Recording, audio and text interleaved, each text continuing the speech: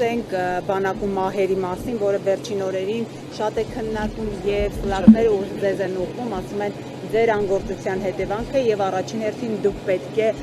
հրաժարական ներկայացնեք։ Դա ինչու է բանակում այսպիսի իրավիճակ ստեղծվել, որ 10 օրում արդեն 3 մահ ունենք։ Որն է պատճառը։ Արգելի գործընկերներ, իհարկե ինտենսիվության հետ կապված ես չեմ կարող գնահատական տալ, որն է պատճառը, որ այս կարճ ժամանակամիջոցում ունենք նման խտություն, բայց այն, որ մահերի համար կարելի է մեղադրել պաշտպանության նախարարին, սա նորություն է Հայաստանի Հանրապետությունում, ինչու։ Իհարկե, ես միշտ հեռու եմ եղել այն մտքից, որ մենք այս հարցին պիտի նայենք վիճակագրության ձևով, բայց կյանքը ու անցյալը, ընդհանրապես բանակի պատմությունը նաև որոշակի վիճակագրություն է ենթադրում։ Հայաստանի Հանրապետության պատմության ողջ ընթացքում, բանակի ողջ պատմության ընթացքում դեպքեր ինքնասպանության, սպանության, ոչ կանոնադրային հարաբերությունների եղել են մշտապես։ Դրանք բարձրացել են, իջել են, օրինակ 25 թվականին մեր աշխատանքի արդյունքում այդ թիվը հասել է մինիմալի 2-ի։ Բայց ես ընդամենը վիճակագրություն մի քանի ներկայացնեմ, որպեսզի ձեզ համար ավելի որ թվականից սկսեմ։ Ասեք, որ ավելի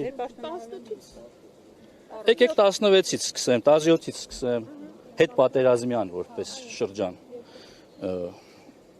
Ներողություն եմ խնդրում, 16։ Ուրեմն 15 թվականին դեպքերի թիվը եղել է 7, բայց 2016 թվականին հավանաբար ապրիլյան պատերազմից հետո ես չեմ հոգեբան չեմ, ես չեմ կարող այստեղ գնահատական տալ։ Թիվը դարձել է 19 միանգամից։ Այսինքն նույն ժամանակաշրջան նույն նախարարն է աշխատել, նույն գլխավոր շտաբի պետն է աշխատել, վստահաբար նույն հետևողականությամբ աշխատել է։ Խոսքը վերաբերում է Հայաստանի Հանրապետության բանակին, հարգելի գործընկերներ, 17 թվականին թիվը դարձել է 13, սկսել է նվազել, 18 թվականին 12, 19 թվականին 11 դեպք, ես խոսում եմ ինքնասպանություն, ինքնասպանության հասցնել սպանություն, չեմ խոսում առհասարակ բանակում ինֆարկտից, մեքենայի վթարից և տարբեր բաներից մահացություններին, 20 թվական 10, 21 թվական 10, 22 թվական 8, 23 թվական 9, 24 թվական 11, 25 թվական 2, 26 թվական 8։ Սա վիճակագրություն էր այն մասին, որ վերջին մեկ տասնամյակի ընթացքում այդ թվերը և մեծացել են, և պակասել են։ Սրանք ունեն տարբեր պատճառներ։ Իհարկե դեպքերի մի մասը ոչ կանոնադրային հարաբերությունների արդյունքում են։ Մի մասը քրեական ենթամշակույթի հետևանք են, ոչ միայն այսօր, նաև երեկ։ Սա մարտահրավեր է, որ միայն իմը չի, ու անկախ նրանից պաշտպանության նախարարը կլինեմ ես, թե այլ մարդ, սրան պետք է համակարգային մոտեցում։ Ես չպիտի խորշեմ, լսել, որ դուք ներկայացնում եք ինչ-որ պրոբլեմ։ Այդ պրոբլեմի հետևից պիտի գնանք, դուք էլ, ես էլ։ Պարոն Մակարյան, ուրեմն կա աշխատանքային կուլտուրա։ Մենք ձախից սկսել ենք, գործընկերները սպասում են։ Արդեն երկրորդ անգամ այդ կուլտուրան խախտում եք։ Ես խնդրում եմ հարգանքով մոտեցեք եւ ինձ եւ մեր գործընկերներին։ Ես կպատասխանեմ ձեր մեկ հարցի, երբ որ ձեր հերթը գա։ Պարոն նախարար, ինձ հետաքրքրում է մեր սպառազինության հարցը, մենք խաղաղության համաձայնագրի նախաստորագրումից հետո արդյոք նույն ինտենսիվությամբ եք սպառազինվում, քան նախքան այդ։ Հայաստանի Հանրապետության բանակը շարունակելու է սպառազինվել եւ արդիականացվել։ Պարոն Պապիկյան, տեսնում ենք, որ դուք այս վերջին շրջանում հատկապես ինտենսիվորեն այցելում եք զորամասեր, զինվորների հետ հաճախ տեսանյութեր եք հրապարակում, ինչ օգուտ են տալիս, դուք դրանց արդյունավետությունը ինչպես եք գնահատում, քանի որ ձեր ընդդիմախոսները նաև նշում են, որ տեսախցիկը տեսնելով օրինակ զինվորը ինչ պետք է ասի պաշտպանության նախարարին եւ մեկ ճշտում, որ ասացիք 2026-ին 8, այդ թիվը որտեղից, որտեղ ձեր խոսնակը մեր տաղավարում ասել էր 11։ Ես խոսում եմ ինքնասպանություն, սպանություն եւ ինքնասպանության հասցնել, որովհետեւ մնացած դեպքերը իհարկե կարող են առնչվել բանակի հետ, բայց նորից եմ կրկնում, դրանք կարող են լինել օրինակ զորավարժարանում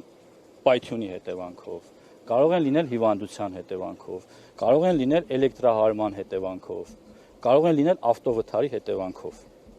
Իդեպ նման դեպքեր, ընդ որում խոսքը միայն զինվորական մեքենայով չէ, քաղաքացիական մեքենայով, այդ թվում նաև ազատ հերթափոխում, արձակուրդում մարդկանց վթարները ու դրա հետևանքները մեզ մոտ որպես վիճակագրություն ձևակերպվում է։ Երբ որ մեր սիրելի լրագրողները վերջին օրերին ինտենսիվորեն հնչեցնում են 33 թիվը, դա ոչ մի կապ չունի ծառայության հետ կապված հանգամանքների հետ։ Եվ կոչ եմ անում զերծ մնալ նման կերպ բանակի հեղինակությունը ինչ որ կերպ նսեմացնելու կամ պաշտպանության նախարարին վնաս հասցնելու գործելավ, որովհետև դա Հայաստանի Հանրապետությանն է վնասում։ Կարող են շարունակել իրենց գործնա, բայց դա իրականության հետ ոչ մի աղերս չունի։ Հիմնական հարցից կպատասխանեք արդյունավետությունը զորամասեր այցելելու։ Ես այնպես չի, որ միայն տեսախցիկների առջև եմ այցելում կամ հաշվի առնելով, որ կա նաև որոշակի քննադատություն նաև իմ վերջին 20 օրերին արձակուրդում գտնվելու հանգամանքով պայմանավորված, որ ես քիչ եմ երևում, ինչով ազբաղում պաշտպանության նախարարը, մենք վերջին շրջանում մեր այցերը հրապարակում ենք, դա էլ իր հերթին է նոր քննադատության տեղիք տալի, որ բա ինչի են նկարահանում,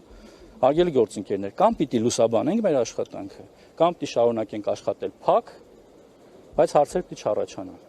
Ես կարծում եմ, որ մենք պիտի շարունակենք աշխատել ավելի բաց, եւ ես պատրաստվում եմ աշխատել ավելի բաց եւ իմ աշխատանքային ինտենսիվությունը ի ցույց դնել մեր հանրությանը։ Արդյունավետությունը ես չեմ կարող գնահատել, բայց կարող եմ գնահատել, որ այդ այցերի ընթացքում ես իմանում եմ բաներ, որը զեկույցների ընթացքում վստահաբար չեմ իմանում։ Անում եմ բացահայտումներ ինձ համար, անում եմ հետևություններ։ Պարոն Պապիկյան, վերջին շրջանում մեր գործընկերները լրատվամիջոցներից մեկը հրապարակում արեց 25-օրյա հավաքների մասին։ Դուք որպես պաշտպանական գերատեսչության ղեկավար ինչպես եք գնահատում 25-օրյա հավաքները, մարդիկ ովքեր գնում են 25-օրյա հավաքներին, արդյոք լիարժեքորեն տիրապետում են այնտեղ բանակում մասնագիտական գիտելիքներին։ Գիտեք, մենք մշտապես հարցումներ ենք անցկացնում, գնահատականները տարբեր են եւ քայլեր ենք կատարում, որ տարեստարի բարելավվի այդ ծառայության որակը, որովհետեւ այլընտրանք չկա, մենք պիտի ամեն կերպ մեր պահեստազորին պատրաստենք։ Ու դա այն կարճ ու հեշտ ճանապարհն է, ու նաեւ բոլորի համար հարմար, որովհետեւ 25 օրը չի հասցնում այնքան մարդուն աշխատանքային, ֆիզիկական վնաս, քան 25 օրվա ընթացքում, որտեղ նախկինում 3 ամիս էր, եւ բնականաբար մենք այս օպտիմալ ժամանակահատվածն ենք ընտրել, որ գործից կտրվելով անգամ մարդը կարողանա վերաադապտացվել բանակին, վերհիշել եւ իհարկե դառնալ մեր պահեստազորի մաս։ Արդյունավետ է միանշանակ, խնդիրներ շարունակում են լինել եւ մենք այդ խնդիրներով շարունակում ենք աշխատել։ Ինչ վերաբերում է հրապարակումներին, հարգելի գործընկերներ, հրապարակումները լավ են, գուցե ինձ էլ ինչ-որ բաներ ի ցույց դնեք ձեր հրապարակումներով, բայց միևնույն ժամանակ ես կխնդրեմ չբացահայտել բաներ, որը պաշտպանության նախարարը ստիպված պիտի լինի դիմել պատկան մարմիններին պետական գաղտնիք կամ հույժ գաղտնի տեղեկատվություն բարձրաձայնելու համար։ Եթե սրտացավ եք, այդ մասին կարող եք անհատական նամակով գրել, վստահ եղեք ես հետևողական կլինեմ։ Եթե ձեր խնդիրը ուղղակի բանակը անվանարկելն է, մենք էլ ստիպված ենք լինելու դրան արձագանքել։ Շնորհակալ եմ։ Պարոն Պապիկյան, դուք նախկինների ժամանակագրությունը բերեցիք, նաև ձեր, բայց եկաք 2015 Նախկինից 2 տարի եմ հրապարակել։ Շատ լավ, եկաք 15, ես հասկանում եմ դա ինչ է։ Քրտակ հաց ավարտեմ, հա։ Ասեք լավ։ Ահա, 98 թվական 50 դեպք։ Այսինքն ես ուզում եմ հասկանալ, որ ես ազնվորեն եմ հարցին մոտենում, մեծ թվերի հետևից չեմ գնում։ 96-ի 82 դեպք։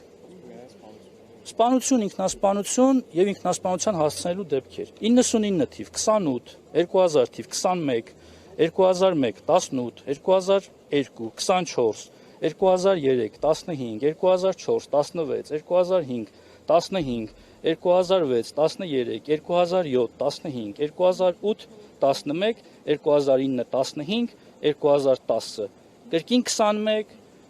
2011, 14, այսինքն երևի նաև հասկացել եք, որ նախկին պաշտպանության նախարարներ, գլխավոր շտաբի պետեր, երբ այս հարցի մասին խոսում են, իրանք հասկանում են սրա էությունը եւ երբեք չեն տրվում այն սադրանքներին, որը կա դաշտում։ Մարդիկ ճշմարտության մասին են խոսում, այսինքն ինձ պաշտպանելու մասին չի, ճշմարտության մասին է։